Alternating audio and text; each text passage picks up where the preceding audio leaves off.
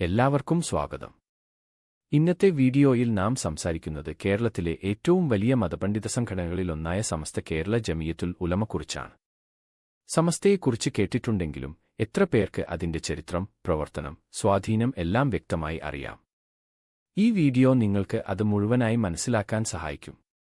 സമസ്തർ എന്ന് പറയുന്നത് കേരള സാക്കോയഗതിബ് ഉലമ എന്നതിനുള്ള ചുരുക്കം. ഇത് കേരളത്തിലെ സുന്നി മുസ്ലിം പാരമ്പര്യത്തോട് ചേർന്ന് നിൽക്കുന്ന ഒരു വലിയ ഉലമാ സംഘടനയാണ്.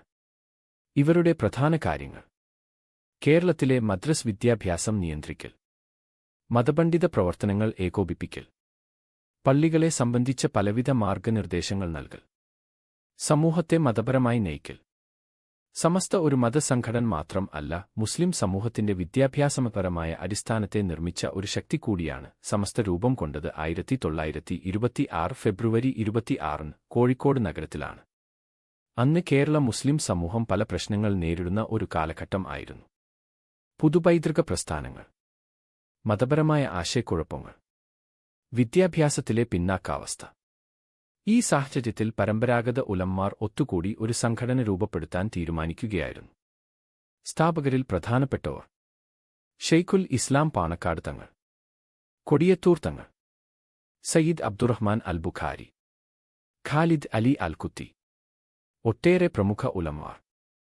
എല്ലാവരും ചേർന്ന് മതപരമായ ഐക്യം നിലനിർത്താനും സമൂഹത്തെ നയിക്കാനും ഒരു ഏകീകൃത കൂട്ടായ്മ സൃഷ്ടിച്ചു. അതാണ് സമസ്ത. കേരളത്തിലെ മുസ്ലിം കുട്ടികൾ പഠിക്കുന്ന ഒട്ടേറെ മദ്രസകൾ ഇന്ന് സമസ്തയുടെ കീഴിലാണ് പ്രവർത്തിക്കുന്നത്. സമസ്തയുടെ മദ്രസകൾക്ക് ഏകീകൃത സിലബസ്, ക്ലാസ് 1 മുതൽ ഉയർന്ന ക്ലാസുകൾ വരെ. പ്രതിവർഷം ഏകദേശം 10 ലക്ഷത്തിലധികം കുട്ടികൾ, 10,000-ത്തിലധികം മദ്രസകൾ, ലക്ഷക്കണക്കിന് ഉസ്താദ്മാർ.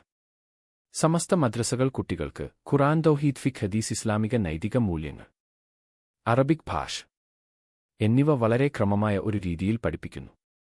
സമസ്തയുടെ മദ്രസകൾക്ക് ഒരു സ്റ്റാൻഡേർഡ് പരീക്ഷാ ബോർഡ് ഉണ്ട്. ഇത് ഇന്ത്യയിലെ ഏറ്റവും വലിയ മതപരീക്ഷാ സംവിധാനങ്ങളിൽ ഒന്നാണ്. ഇങ്ങനെയാണ് സമസ്ത കേരള ജമിയത്തുൽ ഉലമ എന്ന സംഘടനയുടെ പൂർണ്ണ കഥ. വീഡിയോ ഇഷ്ടമായെങ്കിൽ ചെയ്യൂ.